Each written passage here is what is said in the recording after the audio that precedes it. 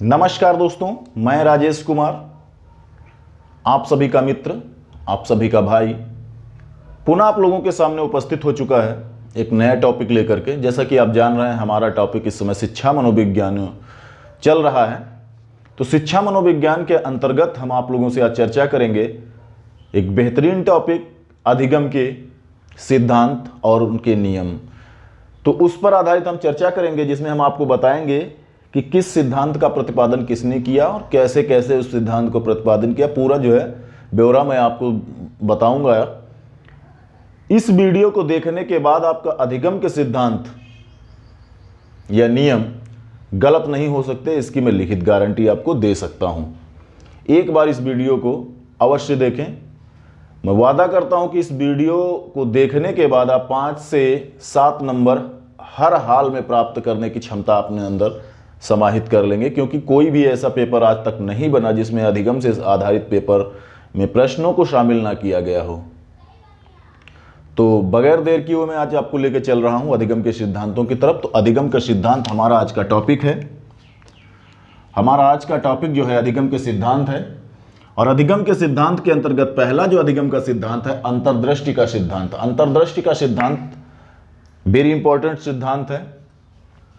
अंतर्दृष्टि का सिद्धांत का प्रतिपादन जो है वो कोहलर महोदय ने किया था। अंतर्दृष्टि सिद्धांत का प्रतिपादन कोहलर महोदय ने किया था। और कोहलर महोदय जो थे, ये और एक चीज जो है इन्होंने लिखी थी कि mentality of ops, mentality of ops 1925 में इन्होंने लिखा था। अंतर्दृष्टि सिद्धांत वेरी इंपॉर्टेंट सिद्धांतों की श्रेणी में आता है। जैसा कि आप जान रहे हैं, इसके प्रवर्तक कोहलर महोदय हैं और कोहलर महोदय को गेस्टाल्टवादियों में प्रमुख माना जाता है, अर्थात प्रमुख गेस्टाल्टवादियों में प्रमुख कोहलर महोदय का नाम आता है। कोहलर महोदय गेस्टाल्टवादी थे, इसलिए इनका नाम प्रमुख गेस्टाल्टवादियों में आता है। जैसे कोफ्का, वर्दीमर, ये सब जो है कौन थे? ये गेस्टाल्टवादी थे। अगला की बात करें कि इसका उपनाम क्या है। कहीं कहीं पर क्या होता है कि पेपर में उपनाम पूछ लिया जाता है और आप कंफ्यूज हो जाते हैं। तो हमें कंफ्यूज तो बिल्कुल होना ही नहीं है। हमने तय कर लिया है कि कंफ्यूज हमें बिल्कुल होना नहीं है। हम इन सिद्धांतों को अगर गौर से पढ़ लेंगे तो हमारे 5 से 7 नंबर हर हाल में आ जाएंगे। वीडियो को बगैर स्किप किए हुए लास्ट तक देखते रहिए। अगर वीडियो पसंद आए तो आप उस पर अपना जो है प्रतिक्रिया अवश्य करें। तो इसका जो उपनाम है उसे कहा जाता है सूझ का सिद्धांत। यानी कह सकते हैं कि अंतर्दृष्टि का सिद्धांत जो है वह सूझ के सिद्धांत के नाम से भी जाना जाता है। सूझ का सिद्धांत या अंतर्दृष्टि सिद्धांत एक ही है। कहीं पर आपसे सूझ का सिद्धांत पूछ लिया जाता है कि सूझ के सिद्धांत के प्रतिपादक कौन है, कहीं पर आपसे पूछ लिया जाता है अंतर्दृष्टि सिद्धांत के प्रतिपादक कौन है। तो आपको बिल्कुल कंफ्यूज नहीं होना है। जहां पर सूझ का सिद्धांत पूछा जाए या आपका फिर जो अंतर्दृष्टि सिद्धांत पूछा जाए, दोनों में से किसी एक नाम से पूछा जाए तो आपको तुरंत बता देना है कि ये कोहलर महोदय का है। और कोहलर महोदय ने इस सिद्धांत को जो है प्रतिपादित किया था। कोहलर महोदय जो थे ये गेस्टाल्टवादी थे। इनके अलावा कोफ्का, वर्दीमर आदि के नाम भी गेस्टाल्टवादियों में आते हैं। दूसरी चीज है कि जो कोहलर महोदय थे, कोहलर महोदय ने अपना प्रयोग किस पे किया था? इस सिद्धांत को प्रतिपादित करने के लिए कोहलर महोदय ने किस पे प्रयोग किया था, यह हमें जानना है। तो कोहलर महोदय ने भूखा चिंपांजी, एक चिंपांजी था और उस चिंपांजी का कभी कभी ये पूछ लिया जाता है उस चिंपांजी का नाम क्या था। तो उस चिंपांजी का वर्दीमर महोदय ने सुल्तान नाम रखा था। क्या नाम रखा था? सुल्तान। सुल्तान नाम रखा था उस चिंपांजी का। उसके अलावा एक कमरा था, कमरे में केले थे, केले के अलावा खाली डिब्बे थे, 4-5 खाली डिब्बे थे। इन्होंने किया क्या था कि एक खाली कमरा लिया, उस खाली कमरे में एक चिंपांजी को छोड़ दिया,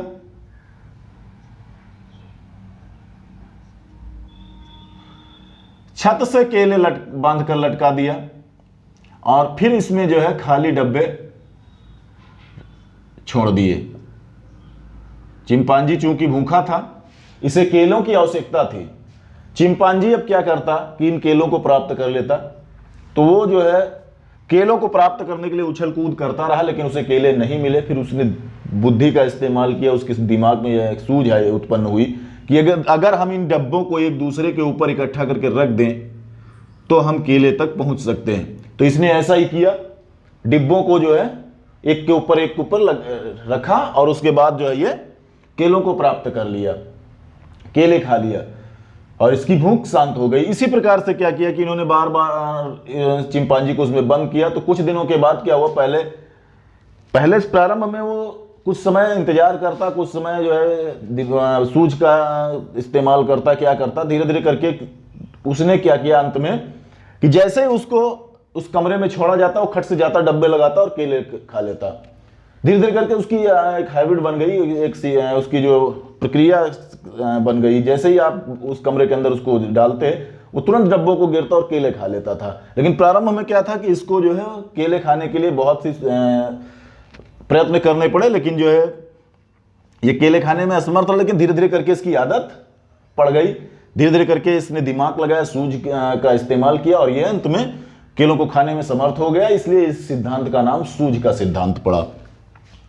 अगला सिद्धांत है अनुकूलित अनुक्रिया सिद्धांत। अनुकूलित अनुक्रिया सिद्धांत, इसका प्रवर्तक इवान पावलो को माना जाता है। इवान पावलो रूस के रहने वाले व्यक्ति थे, या रूस के रहने वाले प्रोफेसर थे, या रूस के रहने वाले मनोवैज्ञानिक थे।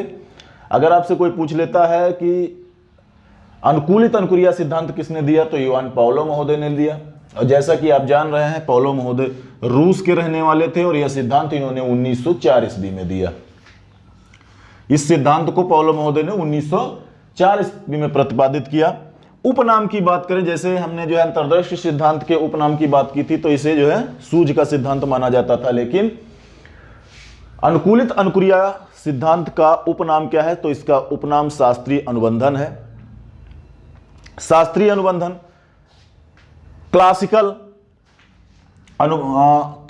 सिद्धांत, शास्त्रीय अनुबंधन सिद्धांत, क्लासिकल सिद्धांत, अनुबंधित अनुक्रिया सिद्धांत, अनुबंधित अनुक्रिया सिद्धांत, संबंध प्रतिक्रिया सिद्धांत, संबंध प्रतिक्रिया सिद्धांत आदि जो है इसके उपनाम है। अगर आपसे कोई पूछ ले कि संबंध प्रतिक्रिया सिद्धांत किसका है, तो यह भी आपका जवाब होना चाहिए इवान पावलो महोदय का है।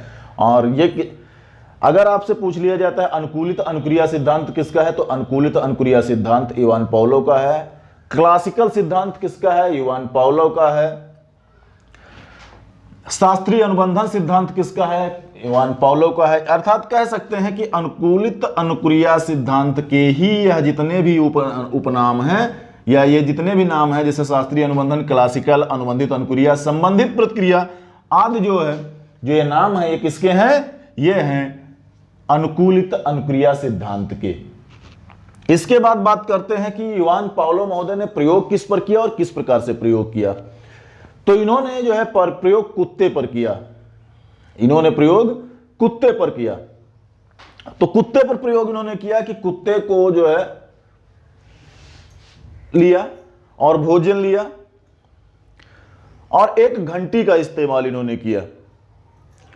कुत्ते के सामने भोजन रखते और एक रस्सी से बांध देते, तो कुत्ता जो है जब उस भोजन को देखता तो लार निकलना उसका प्रारंभ हो जाता। लेकिन जब ये उसको भोजन देते तो घंटी बजाते और उसको फिर भोजन देते। धीरे धीरे क्या किए कि जब भी ये घंटी बजाते कुत्ते को पता चल जाता कि मुझे भोजन मिलने वाला है, तो वो ऑटोमेटिक उसकी लार बहना प्रारंभ हो जाता। इसी के आधार पर इन्होंने जो है अपने सिद्धांत का प्रतिपादन किया और उस सिद्धांत को कहा अनुकूलित अनुक्रिया सिद्धांत। इसमें इन्होंने जो है, अगर कहीं आपसे पूछ लिया जाता है कि भोजन को इन्होंने क्या माना, तो भोजन को स्वाभाविक उद्दीपक माना। भोजन को स्वाभाविक उद्दीपक माना। लार को इन्होंने स्वाभाविक अनुक्रिया माना और घंटी को अस्वाभाविक उद्दीपक माना।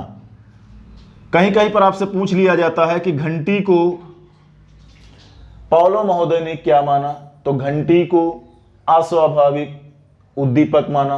लार को अगर पूछ लिया जाए तो लार को स्वाभाविक अनुक्रिया माना और भोजन को स्वाभाविक उद्दीपक माना। तो कह सकते हैं भोजन को स्वाभाविक उद्दीपक, लार को स्वाभाविक अनुक्रिया और घंटी को अस्वाभाविक उद्दीपक माना इन्होंने।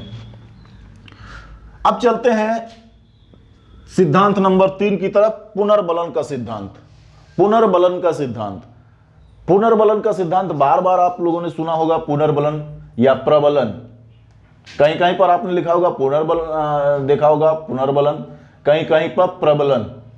तो पुनर्बलन का ही उपनाम क्या है? प्रबलन सिद्धांत है। तो पुनर्बलन सिद्धांत का प्रतिपादन जो है सीएल हल महोदय ने किया था। सीएल हल महोदय अमेरिका के रहने वाले थे और इन्होंने प्रिंसिपल ऑफ बिहेवियर लिखा था।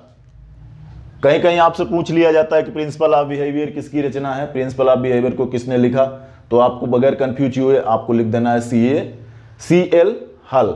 सीएल हल, अगर ये कहां के निवासी हैं ये पूछ लिया जाता है तो आपको बताना है ये अमेरिका के निवासी हैं।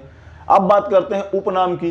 तो उपनामों में पुनर्बलन सिद्धांत का उपनाम प्रबलन सिद्धांत, सबलीकरण का सिद्धांत, चालक न्यूनता का सिद्धांत, क्रमबद्ध अधिगम का सिद्धांत, सतत अधिगम सिद्धांत, यथार्थ अधिगम का सिद्धांत और अंतर्नोद न्यूनता का सिद्धांत, इतने इसके उपनाम हैं। अगर आपको कहीं पर प्रबलन लिखा दिखाई देता है प्रबलन का सिद्धांत, तब भी आप समझ लीजिए पुनर्बलन का सिद्धांत है। सबलीकरण का सिद्धांत अगर आपसे पूछा जाता है तो मान लीजिए आपको ये कंफ्यूज नहीं होना है, पुनर्बलन का सिद्धांत है। चालक न्यूनता का सिद्धांत अगर आपसे पूछा जाता है तब भी आपको समझना है, अपने दिमाग में बिठा कर रखना है कि पुनर्बलन का ही सिद्धांत पूछा जा रहा है। इसी प्रकार से अगर आपसे यथार्थ अधिगम का सिद्धांत पूछ लिया जाए, अंतर्नोद न्यूनता का सिद्धांत पूछ लिया जाए, या आपसे जो है सतत अधिगम सिद्धांत पूछ लिया जाए, तो ये सब क्या है? पुनर्बलन के उपनाम है। आपको कंफ्यूज नहीं होना है, कहीं पर नोट डाउन कर लेना है। अब बात करते हैं कि इन्होंने प्रयोग किस पर किया। सीएल हल महोदय जो थे अमेरिका के निवासी थे, इन्होंने प्रिंसिपल ऑफ बिहेवियर लिखा और जो इन्होंने अपना प्रयोग किया तो ये किस पर किया ये आपको बताना है। तो इन्होंने प्रयोग किया था बिल्ली और चूहा पर। चूहा और बिल्ली पर इन्होंने प्रयोग किया था और चूहा और बिल्ली पर प्रयोग करके इन्होंने यह सिद्ध किया कि इनका जो सिद्धांत है यह आवश्यकता पर बल देता है। आवश्यकता पर, अगर आपकी आवश्यकता है तो उस वस्तु को कीमती से कीमती चीज अगर आपको आवश्यकता है तो आप कम से कम कीमत की चीज को भी आप एक्सेप्ट कर लेते हैं, लेकिन आपको आवश्यकता उस चीज की नहीं है तो कीमती से कीमती चीज भी आप एक्सेप्ट नहीं करते हैं। तो कहने का तात्पर्य यह है कि आवश्यकता पर इन्होंने बल दिया कि आवश्यकता जिस चीज की होती है हम वही चीज को जो है लेना पसंद करते हैं या प्राप्त करना चाहते हैं। अगला है सामाजिक अधिगम का सिद्धांत। सामाजिक अधिगम का सिद्धांत अल्बर्ट बंडूरा महोदय का है। अल्बर्ट बंडूरा महोदय कनाडा के रहने वाले थे और कनाडा के रहने वाले के साथ साथ अधिगम, जो सामाजिक अधिगम का सिद्धांत है, ये 1977 में अल्बर्ट बंडूरा साहब ने दिया था। अब बात करते हैं, जैसे किसी ने कुत्ते पर प्रयोग किया, किसी ने बिल्ली पर प्रयोग किया, किसी ने चूहे पर प्रयोग किया, तो अल्बर्ट बंडूरा साहब ने सामाजिक अधिगम का जो सिद्धांत दिया वह किस पर प्रयोग किए? तो वह लघु फिल्मों के आधार पर अपने प्रयोग को सिद्ध किए। लघु फिल्मों के आधार पर उन्होंने अपना प्रयोग किया और फिर जो है इन्होंने सिद्ध किया कि खिलौनों के प्रति बच्चों का व्यवहार कैसा है। खिलौनों के प्रति बच्चों का व्यवहार कैसा है। फिर बच्चों का ग्रुप बनाया इन्होंने और ग्रुप बनाने के बाद बच्चों के व्यवहार में जो परिवर्तन हुआ, यानी लघु फिल्म, बच्चों का ग्रुप, खिलौनों के प्रति उनका आकर्षण, इन सब चीजों के माध्यम से इन्होंने निष्कर्ष क्या निकाला कि बच्चों के व्यवहार में परिवर्तन क्या हुआ। तो बच्चों के व्यवहार में जो परिवर्तन हुआ उसी के आधार पर जो परिणाम निकले, उन परिणामों के आधार पर ही इन्होंने अपना क्या किया कि मत प्रस्तुत किया, या कह सकते हैं अपना सिद्धांत प्रस्तुत किया हमारे सामने। इसमें इन्होंने जीवित जोकर या गुड्डा गोड़ियों का भी प्रयोग किया। जीवित जोकर या गुड्डा गोड़ियों का भी प्रयोग इन्होंने इस सिद्धांत को प्रतिपादित करने में किया। यह कह सकते हैं कि इन्होंने, अगर मूलतः देखा जाए कि इन्होंने क्या किया, तो इन्होंने लघु फिल्मों के आधार पर बच्चों को इस प्रयोग में शामिल किया और फिर अंत में बच्चों के व्यवहार में जो परिवर्तन हुआ उसका क्या परिणाम हुआ, परिणाम के आधार पर अपने जो है सिद्धांत का प्रतिपादन किया। इन्होंने एक चीज और बताई कि अनुकरण, जो बच्चे अनुकरण करते हैं वो किस प्रकार से करते हैं, तो उनके अनुकरण को 4 चरणों में इन्होंने बांट दिया। यह भी ध्यान देने वाली बात है कि अनुकरण को 4 चरणों में बांटने वाले कौन थे, तो अनुकरण को 4 चरणों में बांटने वाले एडवर्ड बंडूरा साहब थे। और इसको आप ध्यान रखेंगे और इसको कहीं नोट डाउन कर लेंगे। और वो 4 चरण कौन से थे, वो 4 चरण थे अटेंशन, धारणा, पुनः प्रस्तुतिकरण और पुनर्बलन। अटेंशन, धारणा, पुनः प्रस्तुतिकरण और पुनर्बलन, ये इनके 4 चरण थे। किसके? अनुकरण के। अनुकरण के 4 चरण अल्बर्ट बंडूरा साहब ने बताया। लोग अक्सर कंफ्यूज हो जाते हैं। अगला बात करें सिद्धांत की, तो अगला सिद्धांत है हमारा क्रिया प्रसूत अनुबंधन सिद्धांत। क्रिया प्रसूत अनुबंधन सिद्धांत। इस सिद्धांत का प्रतिपादन किसने किया? स्किनर महोदय ने किया। क्रिया प्रसूत अनुबंधन सिद्धांत किसने प्रतिपादित किया? स्किनर महोदय ने प्रतिपादित किया। और स्किनर महोदय कहां के निवासी थे? तो स्किनर महोदय अमेरिका के निवासी थे।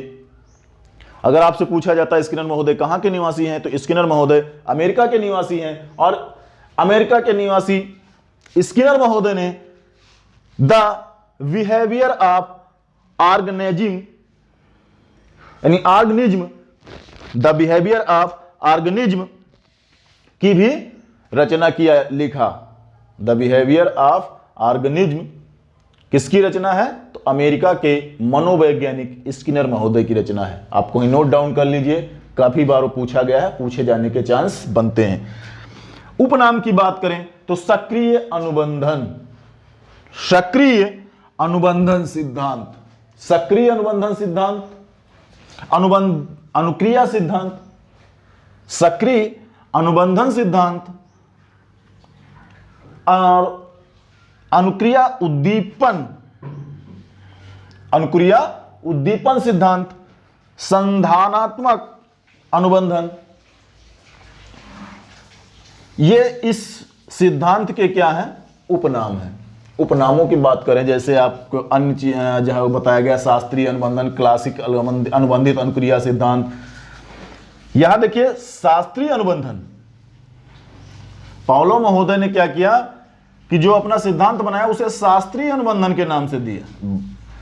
पाउलो और स्किनर में काफी कंफ्यूज होते हैं बच्चे। तो पाउलो महोदय ने शास्त्रीय अनुबंधन सिद्धांत दिया और स्किनर महोदय ने सक्रिय अनुबंधन सिद्धांत दिया। यहां पे कंफ्यूज होने की बात है, कंफ्यूज नहीं होना है हमें।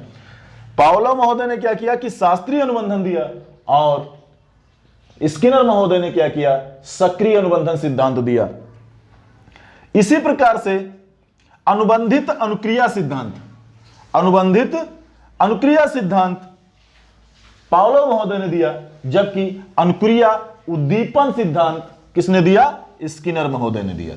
यहां भी अनुक्रिया, यहां भी अनुक्रिया, लेकिन आपको कंफ्यूज नहीं होना। अनुक्रिया उद्दीपन की बात आ जाए तो स्किनर, और अनुबंधित अनुक्रिया की बात आ जाए तो पाउलो। इसी प्रकार से संबंध, देखिए यहां संधानात्मक अनुबंधन है और यहां पर संबंध प्रतिक्रिया है। तो आप छोटी छोटी इसमें क्या बोलते हैं, मिलते जुलते नाम है, तो छोटी छोटी गलतियां आपको बिल्कुल नहीं करना है। इसके बाद स्किनर महोदय ने जो प्रयोग किया, तो स्किनर महोदय ने सर्वप्रथम चूहे पर प्रयोग किया था। सर्वप्रथम चूहे पर प्रयोग किया था और चूहे पर प्रयोग 1935 में किया था।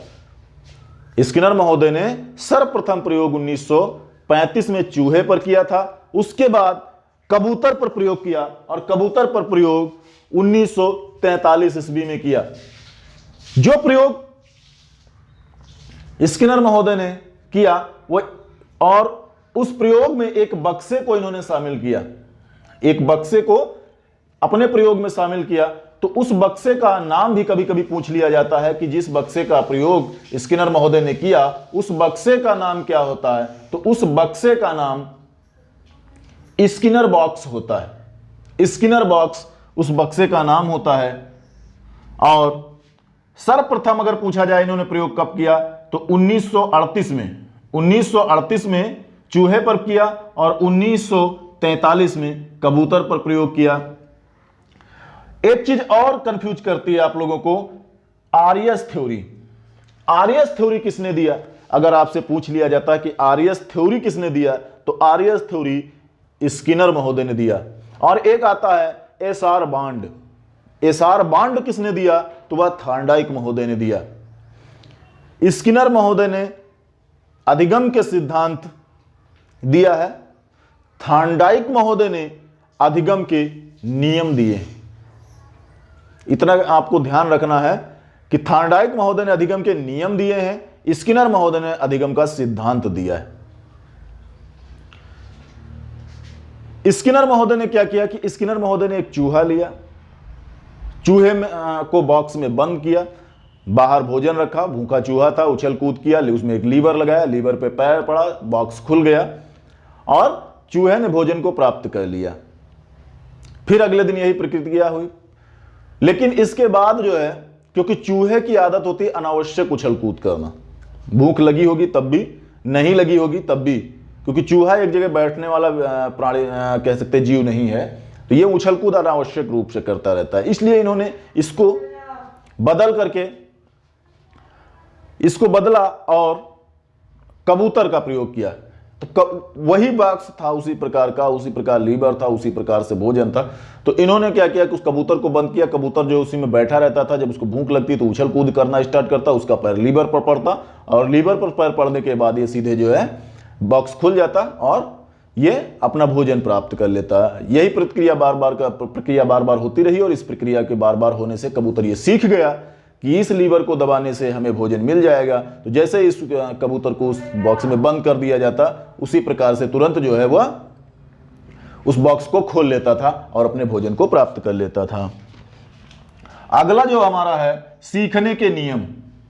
सीखने के नियम अमेरिका के मनोवैज्ञानिक थॉर्नडाइक महोदय ने दिया। सीखने के नियम अमेरिका के मनोवैज्ञानिक थॉर्नडाइक महोदय ने दिया और थॉर्नडाइक ने लिखा एनिमल इंटेलिजेंस रचना जो है वह थॉर्नडाइक महोदय की है। उपनाम की बात करें तो उपनाम प्रयास एवं त्रुटि है। जो सीखने के नियम इन्होंने दिया तो प्रयास एवं त्रुटि, भूल एवं प्रयत्न, आवृत्ति, उद्दीपक अनुक्रिया, एसआर बांड, संबंधवाद, अधिगम का बंध सिद्धांत। इतने नाम इनके हैं। प्रयास एवं त्रुटि, भूल एवं आवृत्ति, माफ करिएगा, प्रयास एवं त्रुटि, प्रयत्न एवं भूल, आवृत्ति उद्दीपक अनुक्रिया सिद्धांत, एसआर बांड, संबंधवाद, अधिगम यानी संबंधवाद का सिद्धांत, अधिगम का बंध सिद्धांत। ये किसने दिए? थॉर्नडाइक महोदय ने दिया। थॉर्नडाइक महोदय ने ये अधिगम के सिद्धांत दिए या नियम दिए। इन्होंने नियम को, जो इनके नियम थे, दो प्रकार से दो भागों में इन्होंने अपने नियम को बांट के रखा। एक था इनका मुख्य नियम और दूसरा था गौड़ नियम। मुख्य नियम और गौड़ नियम, दो नियम इन्होंने बांटे। तो मुख्य नियम जो थे इनके 3 थे। तो मुख्य नियम में जो 3 नियम थे उनके क्या नाम थे? तो पहला था आपका प्रभाव का नियम, तत्परता का नियम, अभ्यास का नियम। प्रभाव का नियम, तत्परता का नियम और अभ्यास का नियम, ये मुख्य 3 नियम थे इनके। अगर गौड़ नियम की बात करें तो गौड़ नियम इन्होंने 5 बताए। गौड़ नियम कितने बताए? 5 गौड़ नियम बताए। और वह कौन कौन से गौड़ नियम बताए? तो 5 गौड़ नियम इन्होंने बताए। और कौन कौन से 5 गौड़ नियम बताए? तो पहला इनका होता है बहु प्रतिक्रिया नियम। बहु प्रतिक्रिया नियम। दूसरा होता है मनोवृत्ति का नियम। मनोवृत्ति का नियम। तीसरा इनका होता है आंशिक क्रिया का नियम।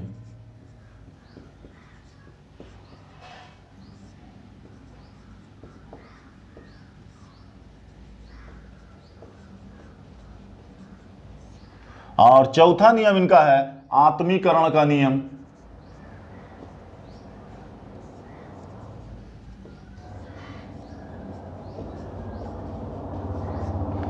पांचवा है आपका संबंधित परिवर्तन का नियम।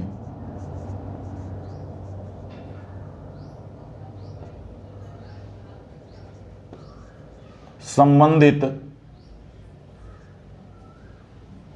परिवर्तन का नियम।